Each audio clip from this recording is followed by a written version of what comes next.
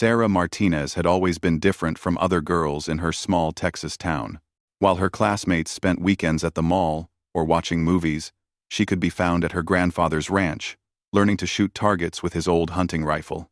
Her steady hands and sharp focus made her a natural marksman, though she never thought much of it beyond the satisfaction of hitting bullseyes. At 19, Sarah worked part-time at the local gun range while studying criminal justice at the community college. She had dreams of joining law enforcement someday, maybe even the FBI. The range job helped her save money for school, while letting her practice her shooting skills during downtime. Most customers were local hunters or weekend warriors, but occasionally, more serious shooters would come through. On this particular Tuesday morning, the range was nearly empty. Sarah was working on her long-distance precision, with the range's 308 rifle, methodically adjusting for wind and distance. She had set up targets at 600 yards, farther than most recreational shooters attempted. Her concentration was absolute, as she controlled her breathing and squeezed the trigger with practiced patience. The sound of her shots echoed across the empty range as she hit target after target with remarkable consistency. She was so focused that she didn't notice the man who had quietly taken position at the shooting bench beside her. When she finally paused to check her targets through binoculars, a deep voice spoke from her left. "That's some impressive shooting for someone so young." Sarah turned to see a man in his early 30s, watching her with keen interest. He was tall and lean, with the kind of weathered face that spoke of time spent outdoors in harsh conditions. His eyes were alert and calculating, taking in details most people would miss. He wore simple civilian clothes, but something about his posture and the way he moved suggested military training. "Thank you," Sarah replied, suddenly self-conscious about her worn jeans and faded t-shirt. "I've been practicing since I was 12. The man extended his hand. "I'm Jack Thompson. Mind if I ask, who taught you to shoot like that?" "My grandfather," Sarah said, shaking his hand and noticing the firm grip and calloused palms. "He was a Marine sniper in Vietnam.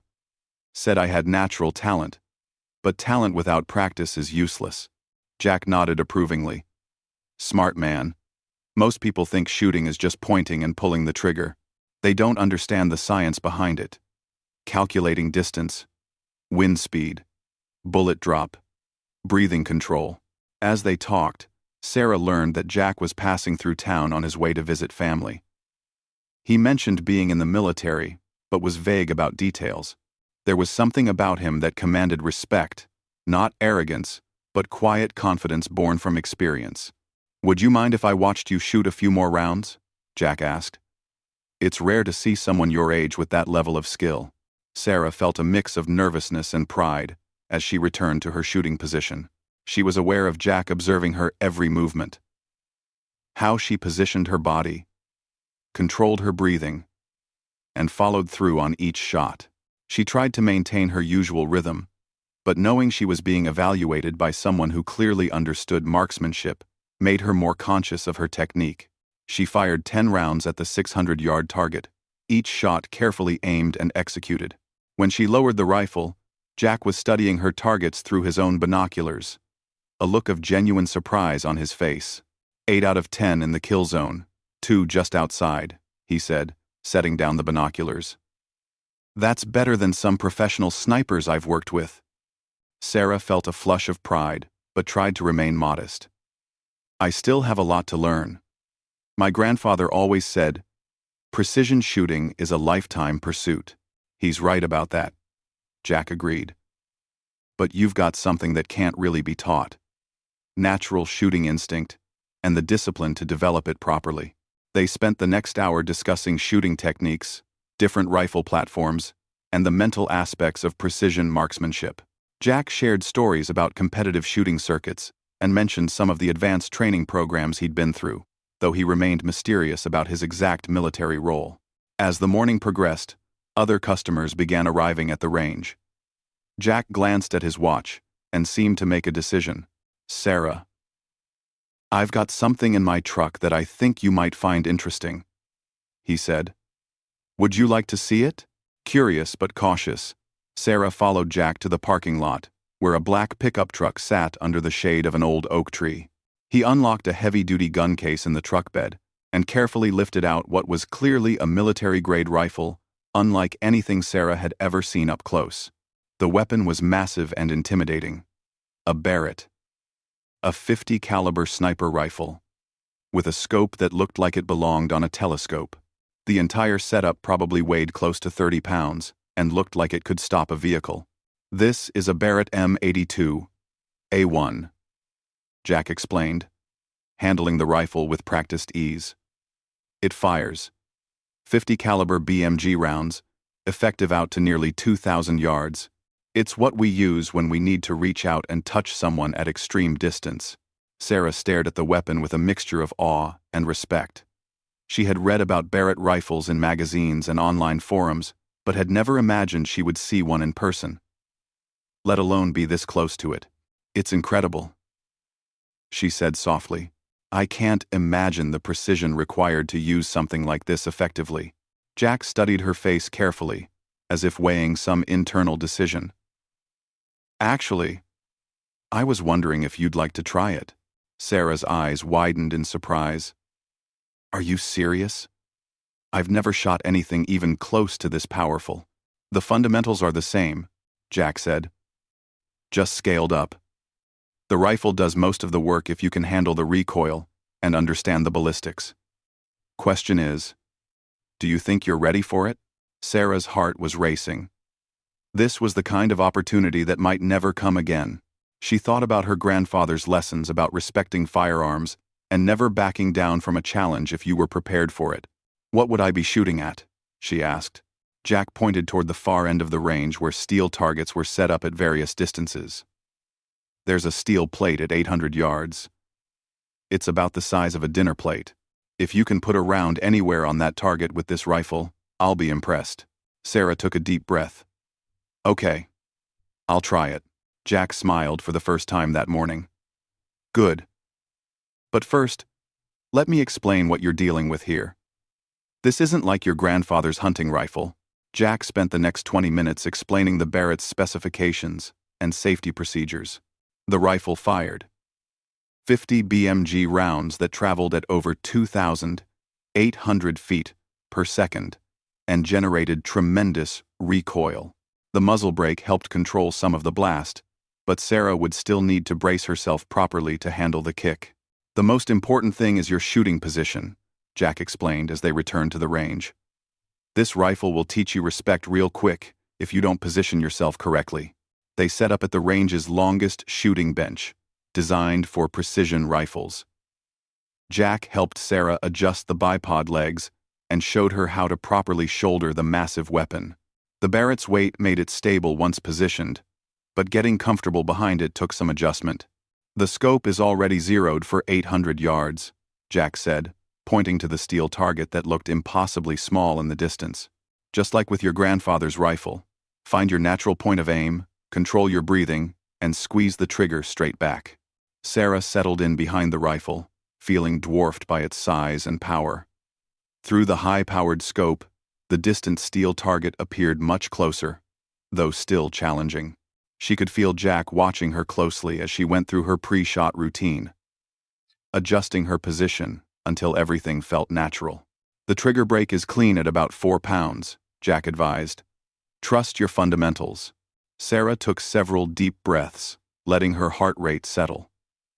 She found her natural point of aim, took up the slack in the trigger, and began her final breathing cycle. At the natural pause between breaths, she applied steady pressure until the rifle fired. The explosion was tremendous. Even with hearing protection, the Barrett's report was unlike anything Sarah had experienced.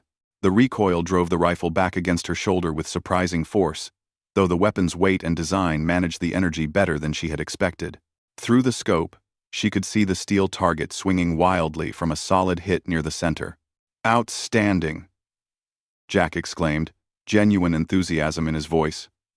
"Dead center. Hit on your first shot with a Barrett. That's remarkable." Sarah sat up from behind the rifle, adrenaline coursing through her system. The power and precision of the weapon was intoxicating. She understood now why it was considered the king of sniper rifles. "That was incredible," she said, her voice slightly shaky from excitement. "The power is just unbelievable." "Want to try another one?" Jack asked, already loading a second round. Sarah nodded eagerly. The second shot felt more comfortable as she settled into position with growing confidence. This time she aimed for a smaller steel target at 700 yards, hitting it cleanly despite the reduced size. 2 for 2, Jack observed, clearly impressed. "Sarah, can I ask you something personal? What are your plans after college?" "I want to go into law enforcement," Sarah replied, still studying the distant targets through binoculars. "Maybe federal law enforcement eventually." "Why?" Jack was quiet for a moment, seeming to consider his words carefully. "Have you ever heard of military special operations units? Groups that handle specialized missions requiring particular skills?" Sarah lowered the binoculars and looked at him curiously. "You mean like special forces or SEALs?" "Among others," Jack confirmed. "The thing is, units like that are always looking for people with exceptional abilities.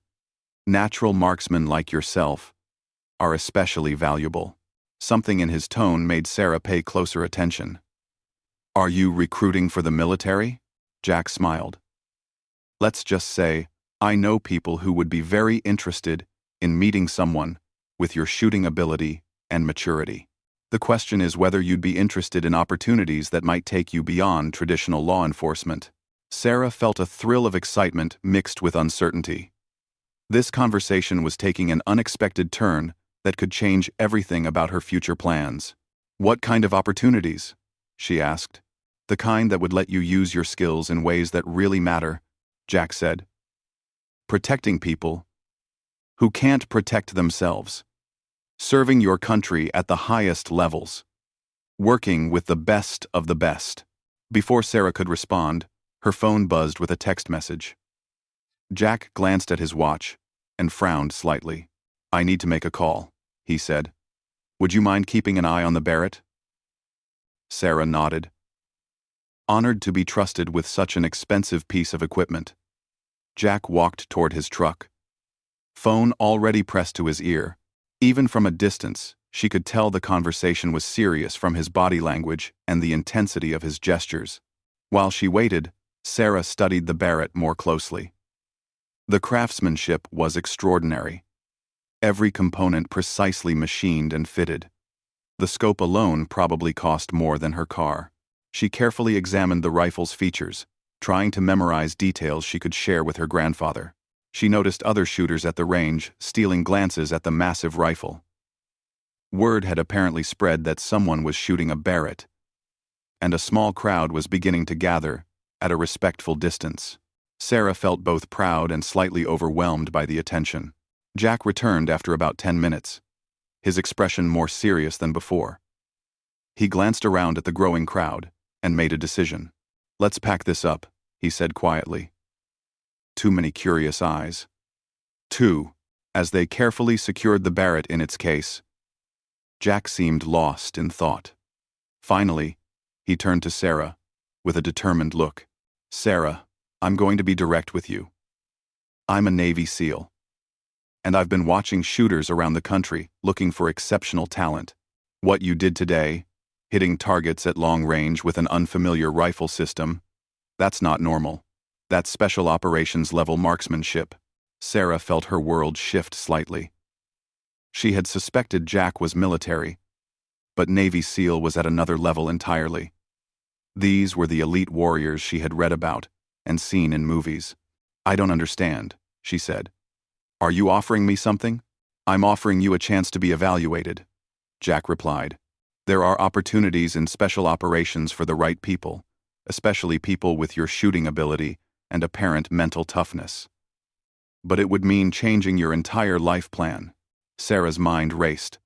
This was beyond anything she had ever imagined possible. Navy SEALs were legendary, representing the absolute pinnacle of military service. But she was just a small-town girl who happened to be good with a rifle. "What would that mean exactly?" she asked. Jack leaned against his truck, choosing his words carefully. It would mean military service, extensive training, missions that would take you around the world. It's not easy, and it's not for everyone. But for the right person, it's the chance to serve at the highest level and make a real difference. Sarah thought about her current life, community college, part-time work, uncertain future prospects. Then she thought about what Jack was offering, a chance to be part of something extraordinary. "How long do I have to decide?" she asked. "Take your time," Jack said, pulling a business card from his wallet. "This has my contact information. When you're ready to learn more, call me. But Sarah, don't wait too long. Opportunities like this don't come around often." As Jack prepared to leave, he paused and looked back at her. "One more thing. What we discussed today stays between us for now. If you decide you're interested, we'll talk about next steps. If not, no harm done." Sarah watched him drive away, the business card feeling heavy in her hand. In the space of a few hours, her entire future had become uncertain. She was no longer just a girl who was good at shooting. She was someone a Navy SEAL thought had special operations potential. The next few weeks passed in a blur of internal conflict for Sarah. She continued her routine of work and school, but Jack's offer occupied her thoughts constantly. She found herself researching military special operations online, reading about selection processes and training requirements that seemed almost impossibly demanding. Her grandfather noticed the change in her demeanor during their weekly dinners. He had always been perceptive about her moods, and Sarah's distraction was obvious to someone who knew her so well. "Something's weighing on you, girl," he said one evening as they sat on his porch after dinner. "Want to talk about it?" Sarah had been debating whether to share Jack's offer with anyone. The SEAL had emphasized discretion, but her grandfather was the person she trusted most in the world. She decided to tell him everything. As she recounted meeting Jack and shooting the Barrett, her grandfather listened with growing interest. When she described Jack's offer and revealed that he was a Navy SEAL, the old Marine's eyes sharpened with attention. "Navy SEAL, huh?" he said thoughtfully. "Those boys don't mess around. If one of them thinks you have potential, that means something." "What do you think I should do?" Sarah asked, desperate for guidance from the man who had shaped her understanding of duty and service. Her grandfather was quiet for a long time, staring out at the sunset over his ranch. Finally, he turned to her, with a serious expression. "Sarah, I taught you to shoot because I wanted you to understand discipline and respect for powerful tools. But I also taught you because I hoped you'd never need those skills for anything serious." He paused, gathering his thoughts. "But if you have the chance to serve at that level, to be part of something bigger than yourself, that's not an opportunity to take lightly." "But I had other plans," Sarah protested. "College, law enforcement, a normal life." "Normal life is overrated," her grandfather said with a slight smile. "I was about your age when I enlisted for Vietnam. Thought I'd do my service and come home to a normal life. Instead, I had experiences that shaped everything about who I became. Some good, some terrible, all meaningful." That weekend, Sarah made her decision. She called the number on Jack's business card and arranged to meet him at a coffee shop in the next town over. When she arrived, Jack was already there, wearing civilian clothes but somehow still looking unmistakably military. "I've been thinking about what you said," Sarah began without preamble. "I want to know more." Jack nodded approvingly. "Good. I was hoping you'd call. But before we go further, I need you to understand what you're considering. Special operations training is designed to break people. Most candidates don't make it through, and those who do are never the same afterward." "I understand it's difficult," Sarah said. "I'm not afraid of hard work." "It's not just hard work," Jack explained. "It's months of physical and mental challenges that will test every limit you think you have, then push beyond them. Sleep deprivation, extreme physical stress, psychological pressure. The instructors will try to make you quit every single day." Sarah listened as Jack described the selection and training process in detail. The physical requirements alone seemed daunting for someone of her size and gender, though he emphasized that determination mattered more than raw strength. "If I decide to do this, what's the timeline?" Sarah asked. "First step would be enlisting in the Navy and completing basic training," Jack explained. "Then, you'd need to volunteer for special operations and pass the initial screening. If you make it that far, you'd attend the formal selection course. The whole process would take at least 2 years before you'd be qualified for operational teams." Sarah felt overwhelmed by the magnitude of what she was considering. 2 years of intense training with no guarantee of success, followed by years of military service in dangerous assignments around the world. "Can I think about it some more?" she asked. "Of course," Jack said. "But I should mention, there's a selection course starting in 6 months. If you're going to do this, that would be your best opportunity. The next one after that might not be for another year." That evening, Sarah sat in her small apartment staring at military recruitment websites and special operations videos. The physical training looked brutal, the candidates pushing themselves beyond any limits she had ever experienced. But something about the dedication and intensity appealed to her. She thought about her current life trajectory, finishing community college, maybe getting hired by a local police department, settling into a predictable routine in a small town. It wasn't a bad life, but it suddenly seemed small compared to what Jack was offering. The next morning, Sarah drove to her grandfather's ranch earlier than usual. She found him in his workshop, cleaning an old rifle with the same methodical care he had taught her. "Grandpa, if I do this, if I try for the SEALs, will you support me?" He looked up from his work, studying her face carefully. "Are you doing it because you think it's what you want? Or because someone told you that you should?" "I think it's what I want," Sarah said slowly. When Jack described the training and missions, something inside me got excited instead of scared. I keep thinking about what it would mean to be part of something that important. Her grandfather set down his cleaning rod and gave her his full attention. "Then, you have my support.